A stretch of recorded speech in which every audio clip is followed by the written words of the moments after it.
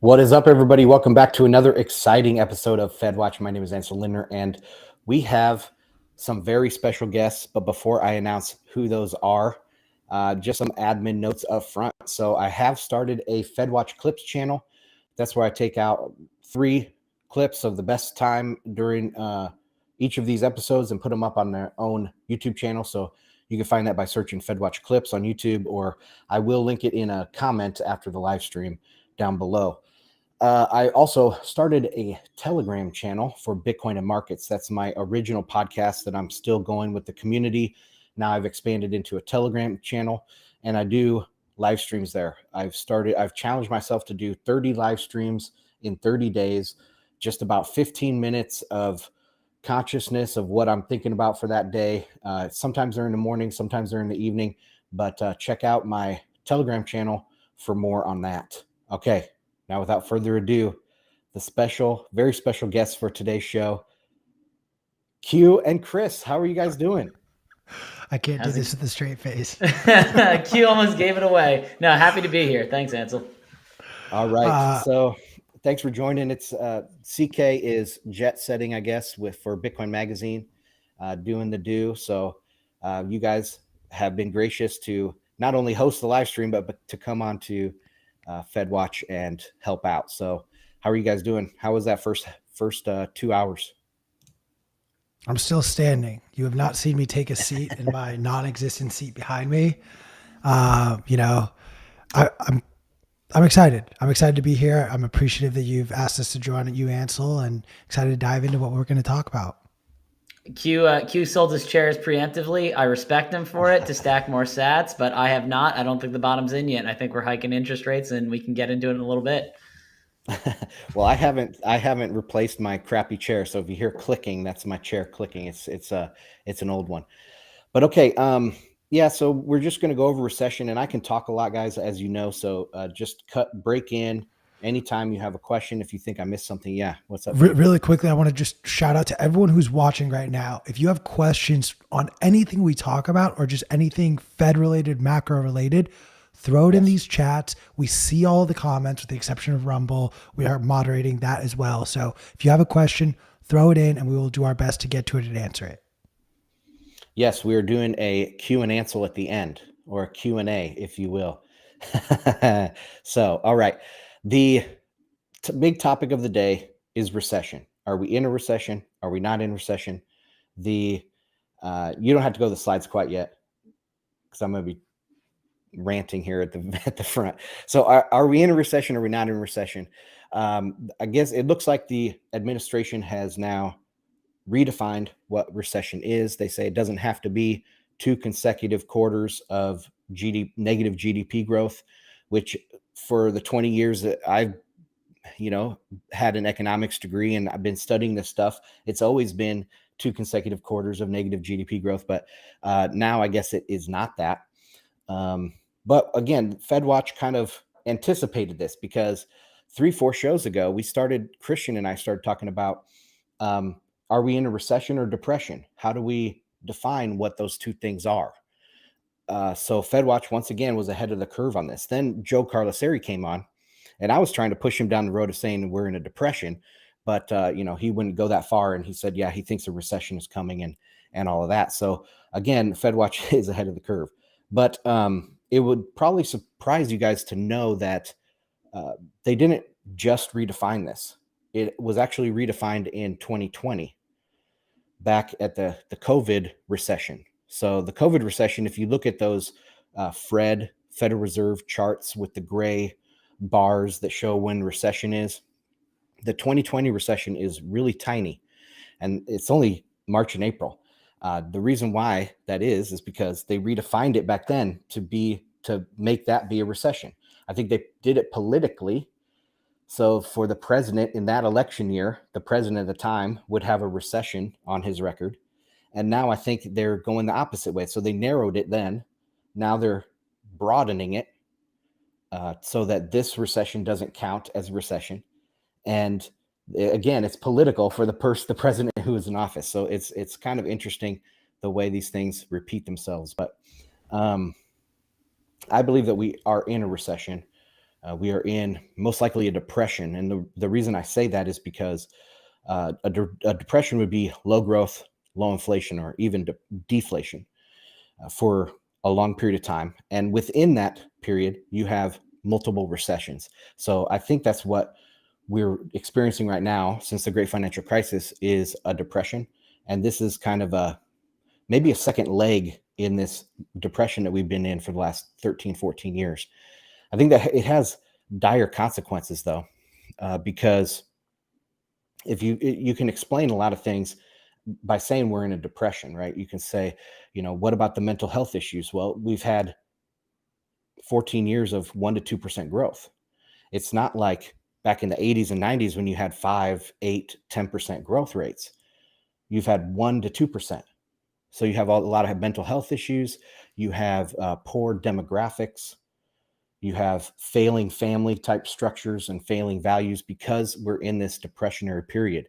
So I think I like that way of describing why we're experiencing a lot of these things out there. So one thing that I've noticed over the last 24 hours was Walmart came out with a financial update for, I don't think it's an earnings call or, earnings. This is earnings season, so we should expect a lot of companies to come out with their earnings. Most of the big companies have not done that yet from what I've seen. And I'm not some expert. I'm not a guy that goes out there and watches these earnings and goes through all these pages and finds stuff. But I thought this was important because Walmart is the largest retailer in the world.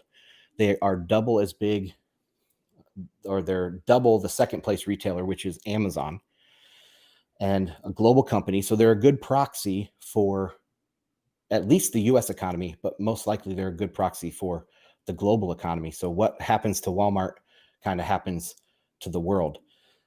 So if we're using them, I'm going to read through this statement that they had here in a second. But, Walmart is a good proxy because the US has 70% of its GDP comes from consumption. And also, we're the marginal global consumer. So if something happens to the American consumer, it's most likely going to affect, China, and it's going to roll downhill and affect Germany because we buy everything from China. If they can somehow find out how to get over this the zero COVID policy and their financial crisis that we covered last week, they're still going to be faced with their consumers aren't going to be wanting to buy their stuff or can't afford to buy their stuff. And then that rolls downhill. So they buy a lot of their heavy equipment from Germany. And they buy commodities from all over the world. So heavy machinery makers in Germany are going to have problems, as well as commodity producers are going to have problems. So it just rolls downhill like that. So it all starts with the American consumer is what I'm trying to say. And Walmart is a good proxy for that. So let me pull up this report. And the title is Walmart Inc. provides update for second quarter and fiscal year 2023. Company lowers profit outlook for Q2 and fiscal year 23. Operating margin expected to be about 4.2% for Q2 and 3.8 to 3.9% for fiscal year 23. Now, these are nominal figures. So if you include inflation in there and you say Q2, they have expected their operating margin is expected to be about 4.2%, then you have to take off inflation. Okay, let's continue down here. Comp sales for Walmart US, excluding fuel, are expected to be about 6% for the second quarter. This is higher than previously expected, with a heavier mix of food and consumables, which is negatively affecting gross margin rate. Food inflation is double digits and higher than at the end of Q1. This is affecting consumers' ability to spend on general merchandise categories and requiring more markdowns to move through the inventory, particularly apparel. And we've talked about this on the show a lot. The COVID cycle, the fiscal spending produced a inventory binge, and now we're at the end of an inventory cycle where they're going to have to start liquidating their inventory.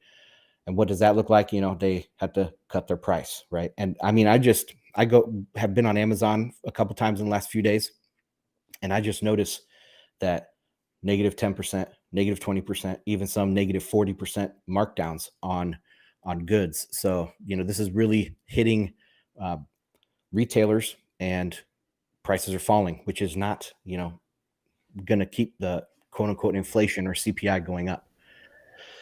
All right, continuing. During the quarter, the company made progress reducing inventory, managing prices to reflect certain supply chain costs and inflation, and reducing storage costs associated with the backlog of shipping containers.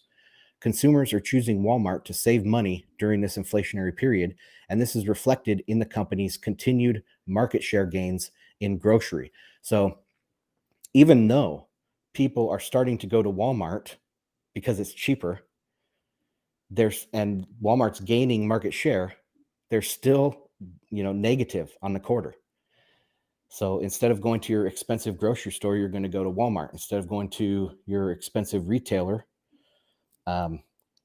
Target is a more expensive retailer than Walmart. You're going to go to Walmart. So Walmart's gaining market share, but they're still losing money. Moving down here, we have something about exchange rates here. This is currency based. So net sales include a headwind from currency of about $1 billion in the second quarter based on current exchange rates. The company expects a $1.8 billion headwind in the second half of the year. So the second half of the year, $1.8 billion loss from a strong dollar. That's what this is saying.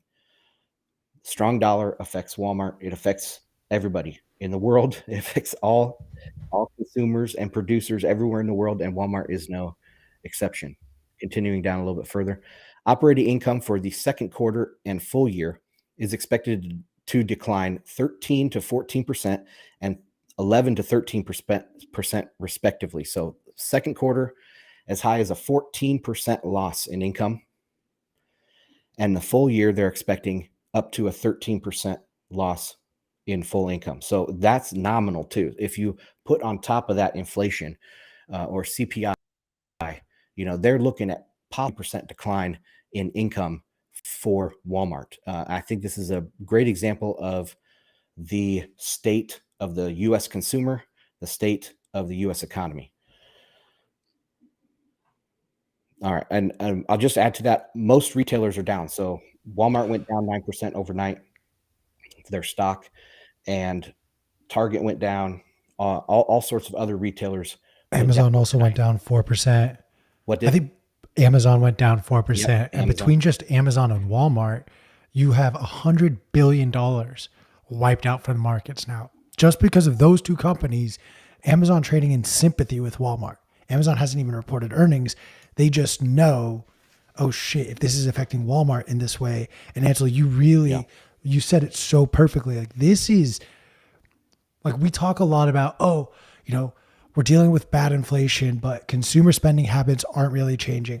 I heard this fucking narrative too much from very sound, smart people saying, oh, well, you know what? So long as big box retailers like Walmart and Target are coming in at least on par or even like just barely missing, we're fine. We'll be fine. But now we're not seeing a barely miss. We're seeing Walmart come out and point blank say, yo, we fucked. I don't know if you curse on FedWatch or not, so excuse my language there. No, that's fine. Yeah, and it's interesting because they were essential businesses, remember? So like Walmart stayed open the whole time, I remember. At least by me it did.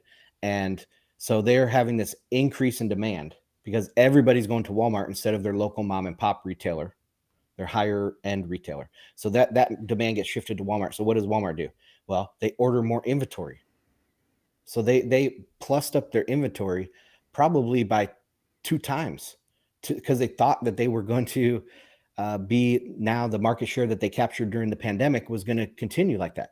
Well, it's not going to do that. Now they're just going to have to cut their prices. And we're on, you probably heard this recently. People have started talking about the bullwhip effect. So prices go up and then prices come down and smash you, right? And we've been talking about that on the show for a long time, and I got this from Steve Van Meter, who we have interviewed here on FedWatch as well. But prices have gone up, but the consumer can't afford those higher prices. Like, they can't afford to have the same standard of living that they had just paying 10% more. So what the consumers had to do was tighten their belt, and then you're going to affect demand for other products throughout the economy. Like another business that had some news over the last 24 hours was Bed Bath and Beyond. I don't know if you guys know that company, but they sell those like scented candles and lotions and maybe towels for your bathroom, like fancy towels and stuff. That's pure disposable income, right? Or disposable spending.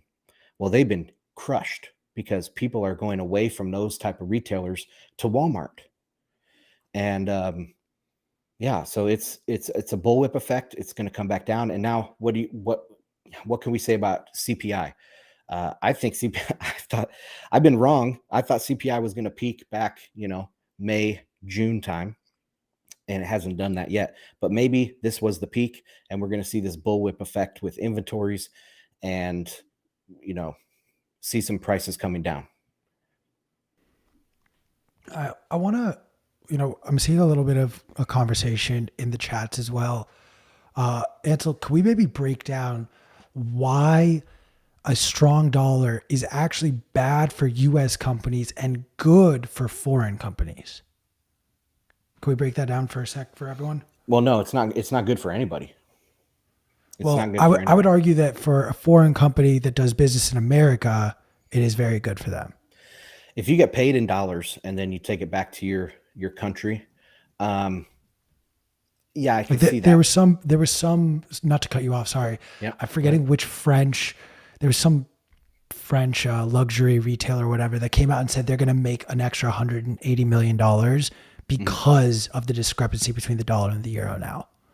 But most companies that we interact with that we know are, to steal a phrase I just used, royally fucked. Right. Well, that's a high-end retailer, you said? Yes.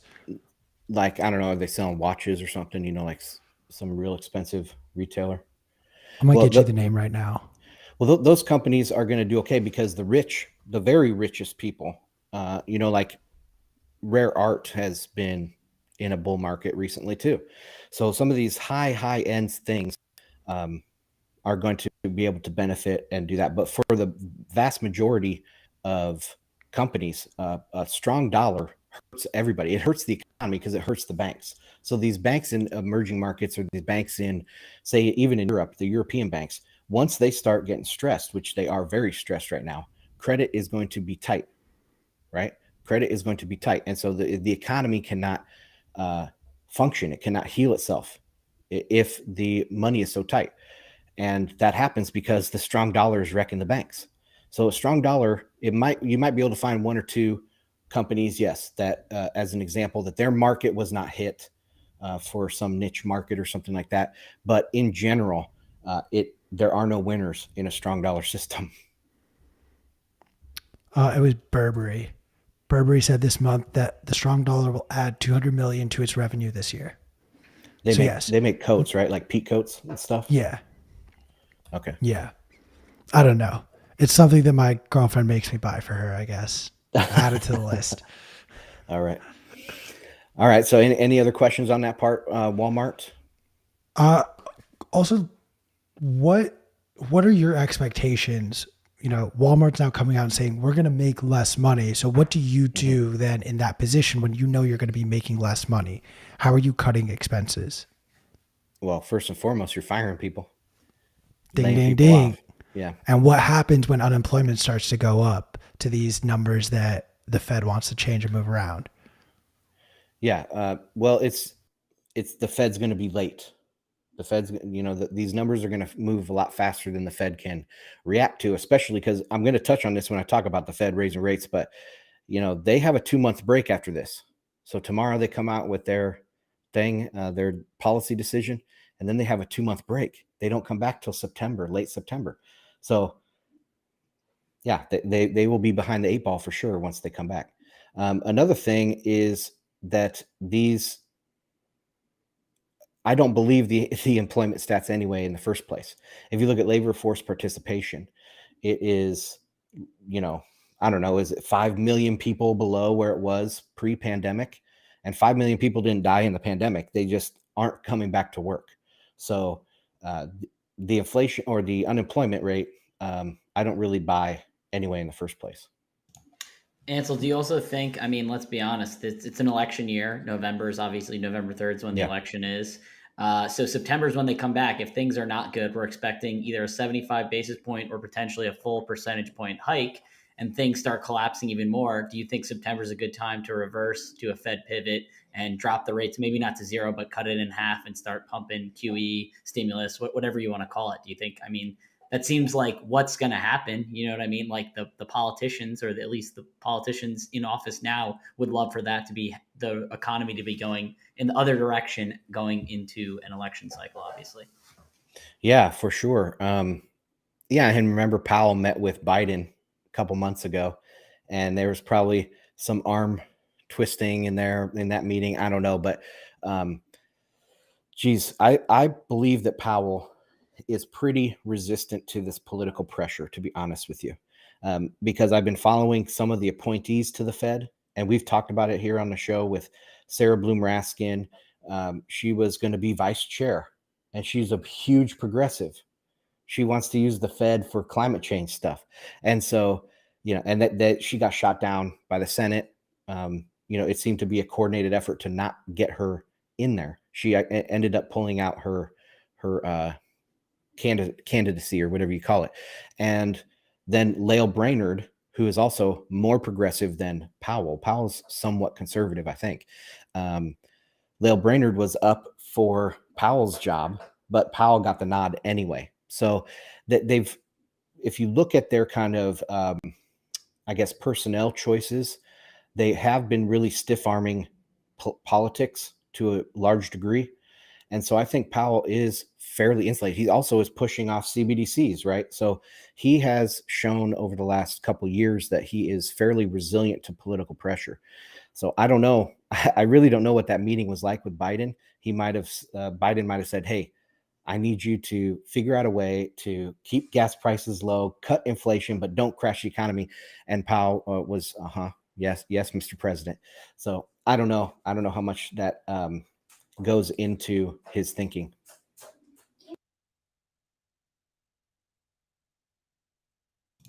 Yeah, thanks, Ansel, for that. I'm good, Q, unless you got anything.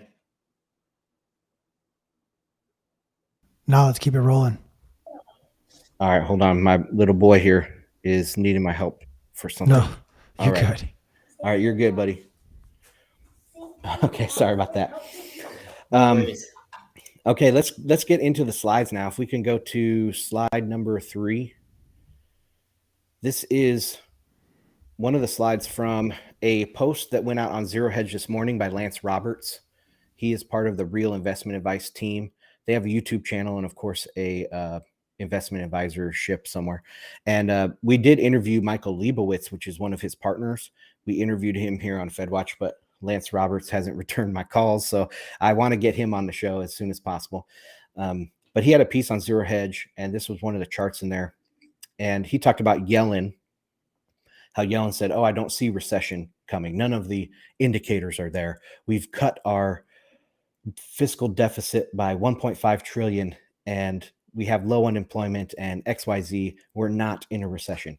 And so this is Lance Roberts' refutation of that, at least the fiscal deficit side, where you can see, yeah, we have cut the fiscal deficit by 1.5 trillion, but that's because we increased it by 2 trillion. And so we just cut it by 1.5 this year. That's not really saying much. Also, I was recently on Stephan Livera's podcast, and I think that episode just came out today, right before we went live. So you guys can check that out over on Stephan Livera's feed. But my analogy in there about fiscal spending and why fiscal spending is not inflation. First off, they borrow it, right? It's always borrowed when, let's just stick with that. It's borrowed money. So what they're doing is they're pulling future demand into the present. So if you think of a container of water or a tank of water, you put your hand in and you pull some water forward, right? You're going to increase the water level in front of your hand. That's demand right now. But behind your hand, the water level is actually lower than it was before. So there's a lull in demand after you fiscally spend. And the way that governments typically address this is they keep increasing the fiscal deficit year after year after year to stave off that inevitable crash in demand that's coming. This time, they haven't done it. And Janet Yellen is actually bragging that they haven't done it.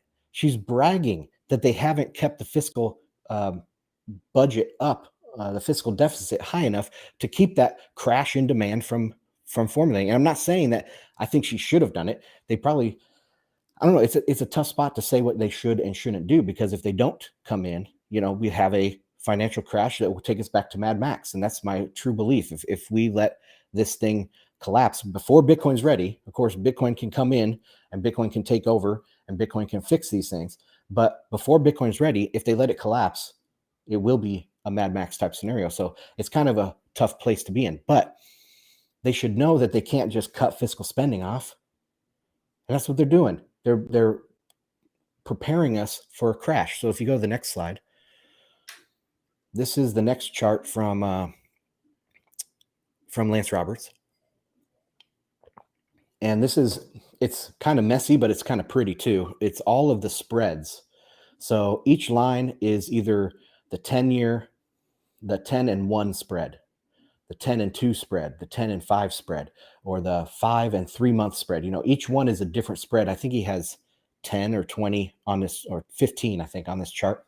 But you can see that each time these, they kind of cascade and waterfall down to inversion, and then we have a recession. It's very, very clear. If you go to the next slide, what I did was I zoomed in. This is my own chart. I just took a few of those for representation, just to zoom in on this.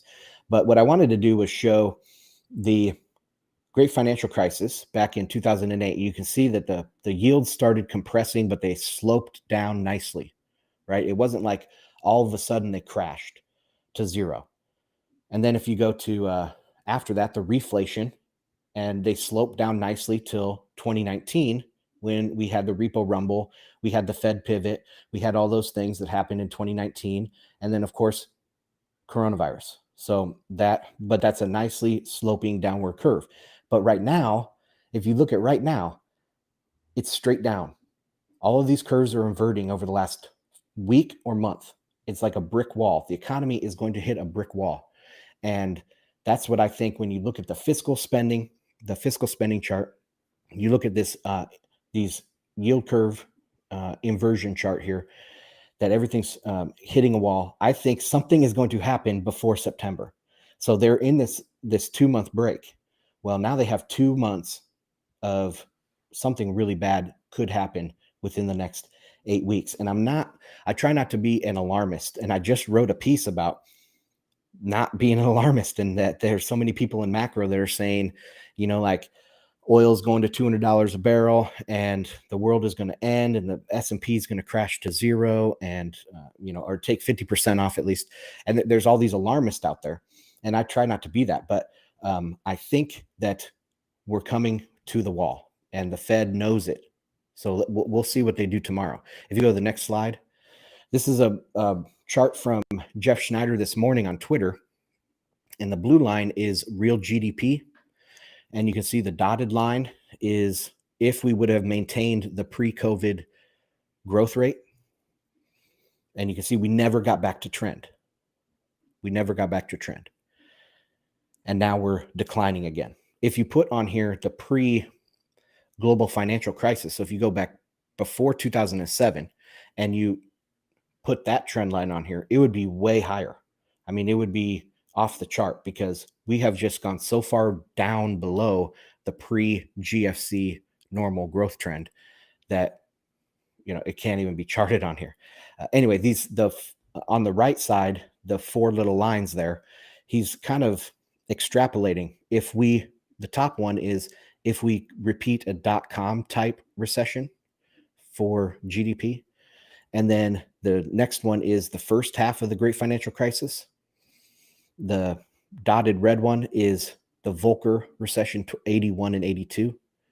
And then the bottom, the thick red line, is second half of the great financial crisis. So he's saying if we are to repeat one of these type of events, this is what it would look like. Now, this is where I'm not going to be an alarmist, because I really think that we could be close. We could be on the path of a .com type GDP pullback, where we do see some stock market declines.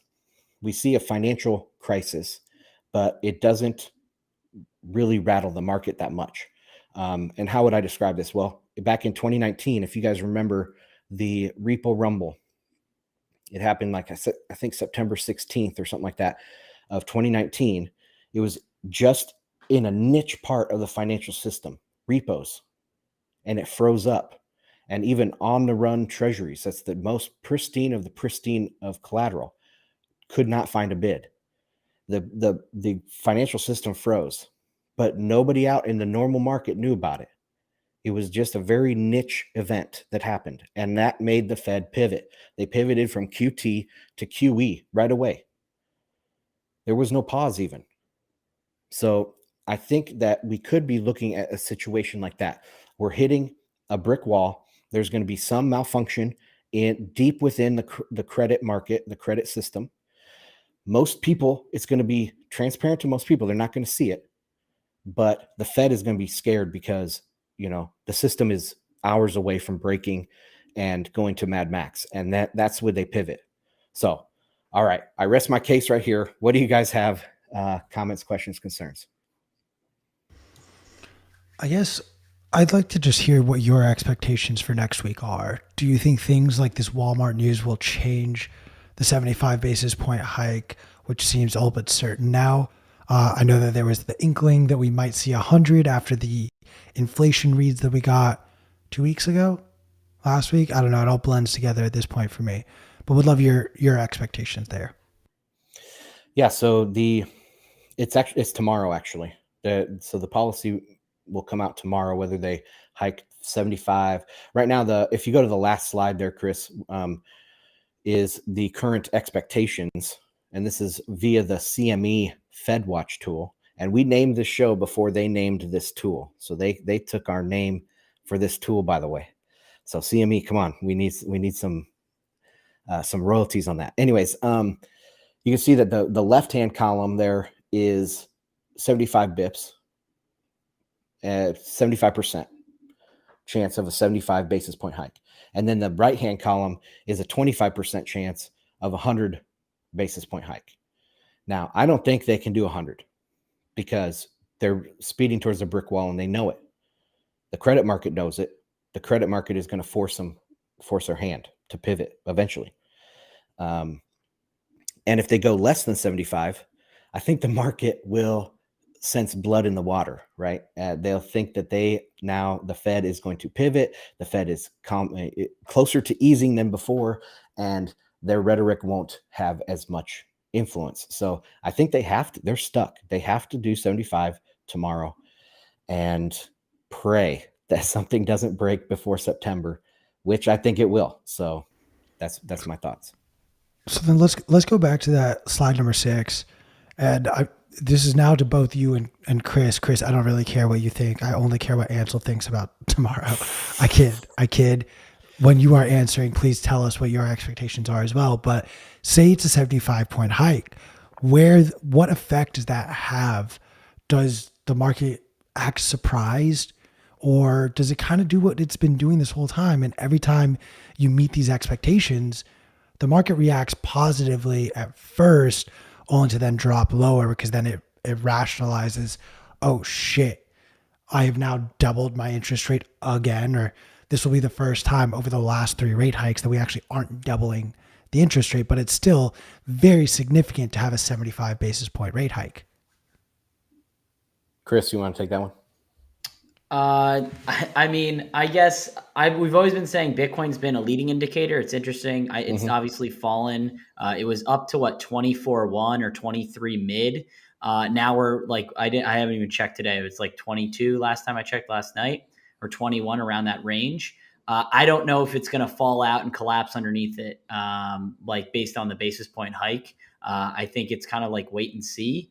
I guess it gives me hope that Bitcoin's kind of remained at the price that it's currently at. Okay, Q is saying it's under 21K right now. So it has dropped a little bit, but it'll be interesting to see if it holds the 20K support line that Q talks about, or if it falls below that.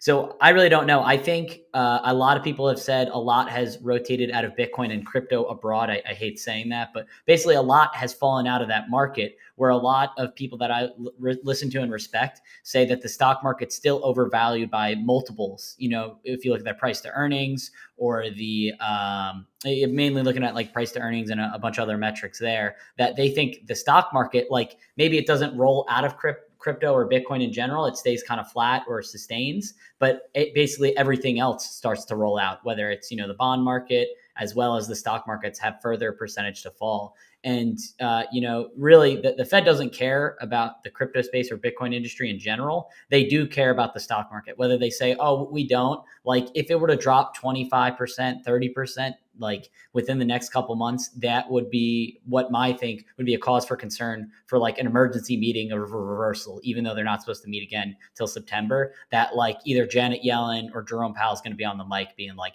hey, like, we've met, and like based on the factors that we see, we have to pivot back, or, we're not going to raise, or maybe a slight drop. I don't know what it'd be, but basically they would change course with that. Over to you, Ansel.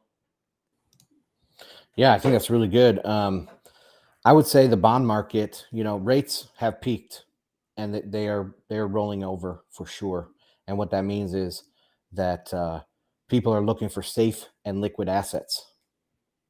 So that's telling the market that trouble is coming. Trouble is just around the corner, right? And so that could affect stocks. That definitely could affect stocks. But I don't know. I'm not expecting a big sell-off in stocks, because where else are people going to go? They could go to Bitcoin, of course, but not all of them will go to Bitcoin right away, at least.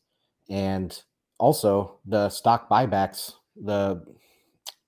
every so often there's a freeze on stock buybacks, so that you can't buy back your own stock. And that just is lifting right now. So these companies are going to start buying back their own stocks. And I think that's going to really put a floor under the market and go up. Plus, stocks are forward looking, and they know they can smell the pivot coming. They can smell it. And what's going to happen when the pivot comes? Stocks are going to shoot up through the roof. So that's what I think. Most people are thinking that the Fed will pivot sometime by the end of the year, and stocks are sniffing that out right now. But interesting that you talked about the Bitcoin price. So if you go to slide number 8,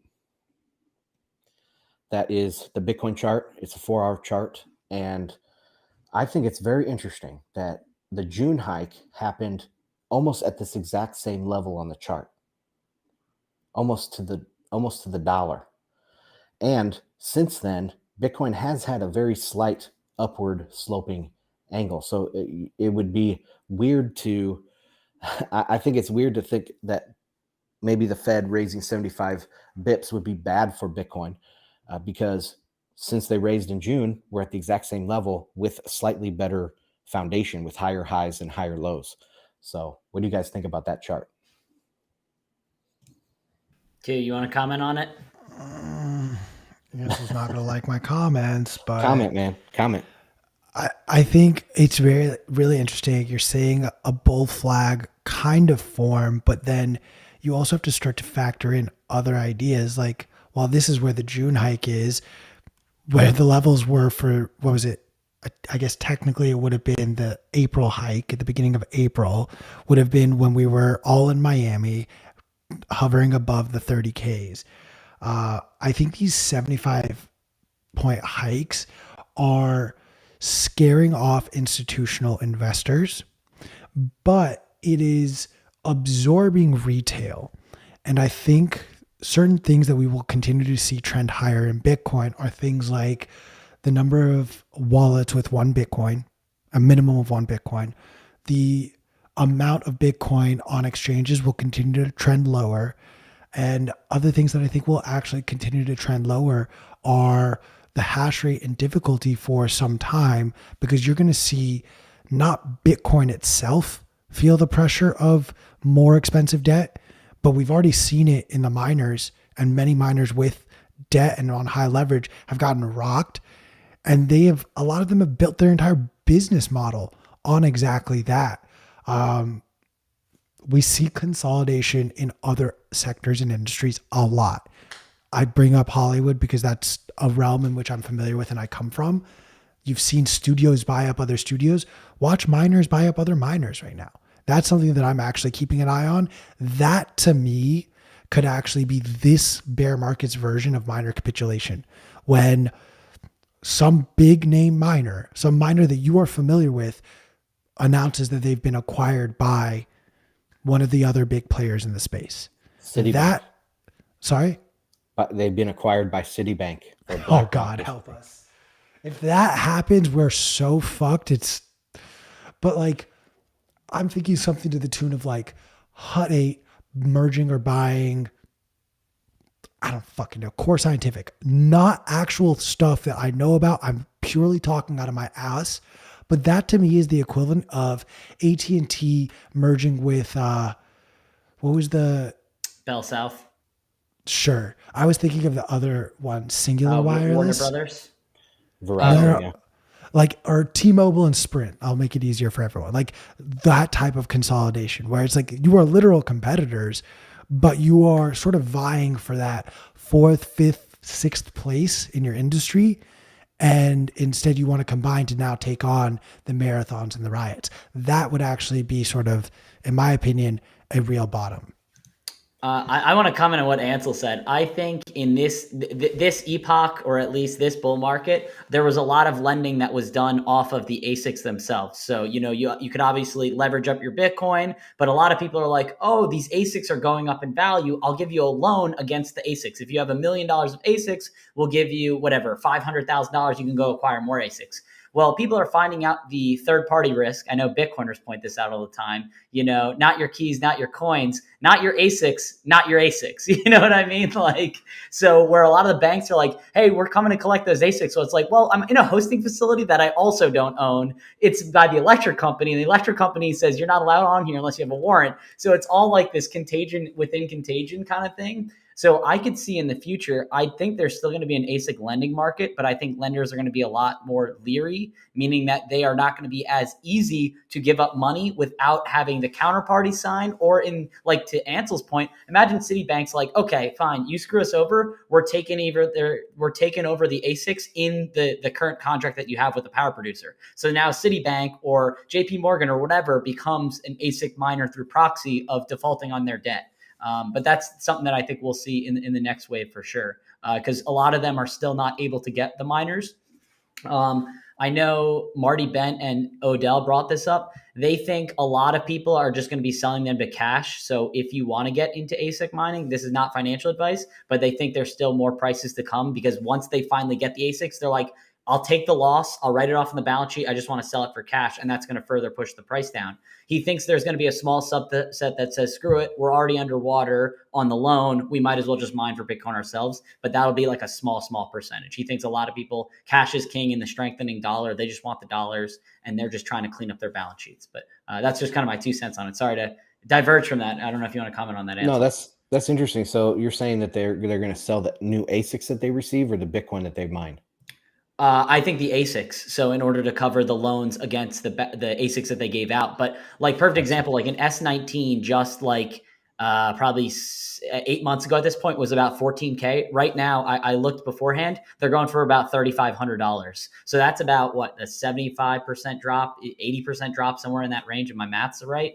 That, like, that's a lot of equity that they loaned out. If it's 50% loan to value, they're underwater on that alone. Like, they were hoping to recoup at 7K, or at least 6 to 7K. You're $3,000 under that, or at least. So yeah, it's very interesting. Yeah. And talking about acquisitions, we talked about this back in like 2017, 2018. I haven't heard anybody talk about it recently. That I was saying back then that for Bitcoin to really become mainstream, a lot of these companies are going to have to get acquired. And Coinbase is having a lot of trouble. And I always thought Coinbase would be acquired. So now that they could be, it would have to be a hostile takeover, right, of the stock. But they could be acquired in that way by somebody, depending. I think this is very interesting. This is a growing phase for the Bitcoin market.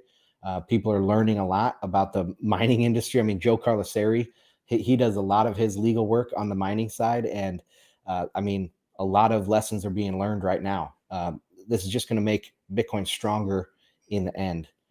So that's all I have for my new stuff for this show, guys. Should we take Q&A from anybody that has anybody asked a question in the chat? Q, I don't know if you've been looking at the chat, if there's anything that's come through particularly. I have been, and truth be told, I asked the one question that I thought was worth our time in the middle of our conversation. Okay. Well, I have one from my community. Yeah, please. If we should go there. Okay. So this is Mr. Pays from my Discord server, and he asks, many are saying they will continue hawkish until something breaks, but it appears things are already breaking. What is your base case for the Fed action rest of the year? What is catalyst for them to pivot, and what will the pivot look like? So we kind of answered that, right? I think that they're stuck right now on 75. They're have a 2-month break right now before September. And really, historically, if you look back at like many of the big stock market crashes, if you look back at, I think it was Bear Stearns was at the end of Q3. You have 87. The crash of 87 was in October, I believe, and then you have the 1929 was October. So all of these seem to happen at the end of Q3. So I would put it that there's going to be some sort of crisis by the end of Q3 that's going to make them pivot, at least pause their rate hikes. So that's what I think. There's another question here. He has another question is, how quickly does the ECB put their tail between their legs and about face? One and done. Well, we've talked a lot about the ECB here on FedWatch. I think they're in trouble. I really don't know, because they're so screwed up over there in Europe. They have to get some sort of narrative management on inflation, but their inflation is very different than the United States, because they have this energy crisis, right? They are facing, it's like their energy costs are 10 times what they were last year. I mean, it is ridiculous. That's like you right now say for my air conditioning bill here in Florida, it's like $300 a month or something like that, or $250, 10 times that. I couldn't imagine what they're going through over there with this price increases for Europe. So Europe is in a whole different bag. I think what that tells me is that they are going to have to end these sanctions at some point sooner than later. They're going to have to end these sanctions because now, look, the turbines with the Nord Stream pipelines. So they took them 2 months to get this one turbine fixed. And Canada didn't want to ship it back to Siemens in Germany because they didn't have the right paperwork. And the Russian sanctions said they shouldn't trade with Russia. And Germany was like, no, get that freaking turbine back here now and get it installed and fixed, right? Finally, it got fixed. And now Russia says there's another turbine that's out. So, I mean, this is just going to keep happening, and they're in big trouble. They need to end the sanctions sooner rather than later, or else, we're looking at maybe a 1791 or whenever the French Revolution was. We're looking at something like that type of thing going on in Europe, where they're going to kick out all of these globalist WEF types out of Europe. And I think that might be happening before the ECB has to pivot. I don't know.